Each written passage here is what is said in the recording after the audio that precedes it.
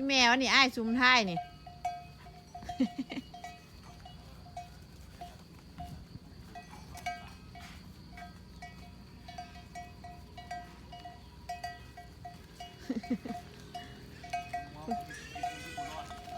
ฮะ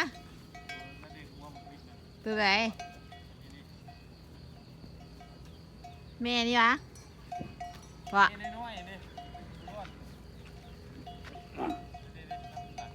อันน่ะเอาก็คือว่าทรงอ้วนอยู่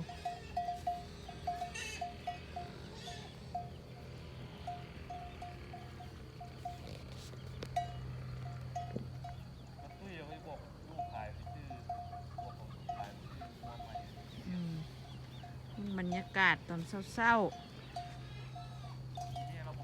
ปล่อยงัวอากาศบริสุทธิ์หอมขี้งัวหอมขี้หมูตะเว้นขึ้นมื่อนี้โบก้าหน่อย